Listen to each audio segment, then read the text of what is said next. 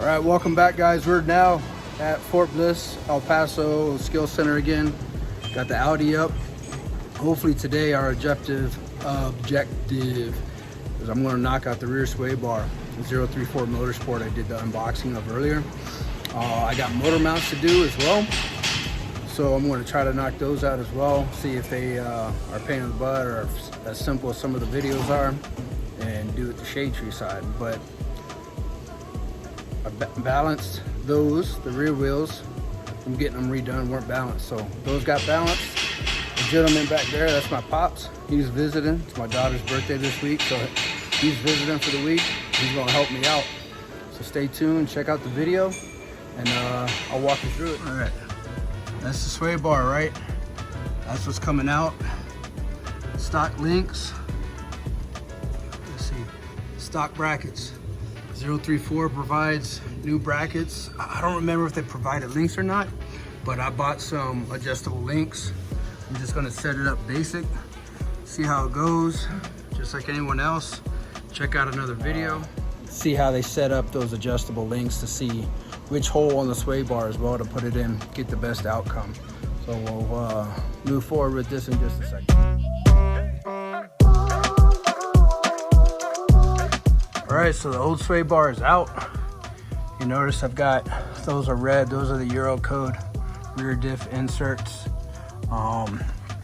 These are triple squares, 10s, M10, whatever you want to call them, but it's a 10 to get those brackets off. The end links are 16s.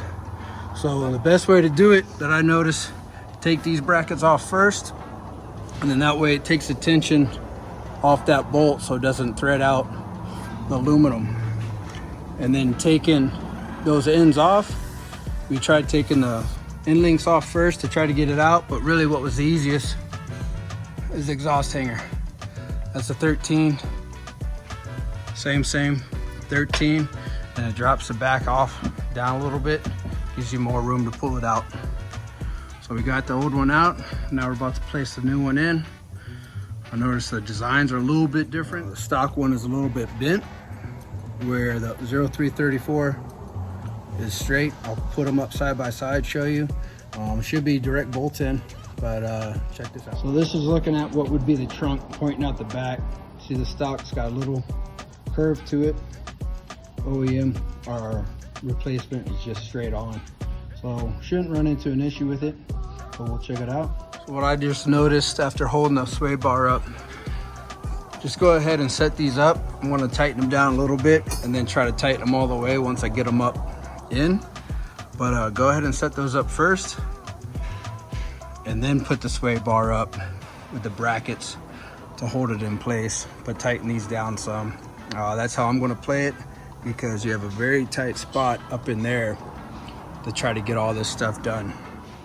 Now that I've got this tight, now I checked a couple ways. I think this is how this goes, right? So if someone says it's wrong, let me know. But it comes with a little spacer and I got washers, right? But I spun these up and move a little bit easier than the OEM. So I spun them up so that they're even with the bar. So now, I'll be able to pick the bar up, spin it in, send it in, and then rotate this down to the control arm. So I am back at the house now. Car got buttoned up and back home. Ran into a little issue with the rear wheels, I guess on the passenger, right? So rear right, the passenger rear wheel. I had longer lugs, they're just a little bit longer, and I did have some spacers on at one point, a couple millimeters. A couple threads on them got chewed up, so I pulled them out. Kind of messed up the threads in the hub. My dumbass tried to chase it with the lug instead of a thread chaser. Zipped it down in there with a new one, and it got all types of messed up. So now I will be making a video of that one right there on the other side for a new hub eventually. So I've got some hubs that I bought for the front. Evidently they're the same across front and rear. So maybe this week I'm going to get back in, replace them, and actually run the right size lugs. As for the sway bar, It's buttoned up, super simple for the most part. The ways I've shown you in it worked out pretty well. On the ride home, it's about 30 miles ride home. It did stiffen up the steering a little bit, and over a lot of bumps and dips, it wasn't quite as bouncy, right? So for a little bit, first 30 miles, seems pretty good. Wait and see how the rest come out. But I didn't get to the motor mounts, like I said, so that's gonna be in another video. Maybe this week, maybe another time when I get off from work. But thanks for checking it out. Like, subscribe, make a comment, ask a question. Let me know if you saw something that should be done differently or a little bit better. I did put the setting on the very first one, so it's not as the most stiff setting on the rear sway. But it's in. I tightened the adjustable sway bar links all the way down. So it's in, and I'm looking forward to see how it comes. Like, subscribe, share.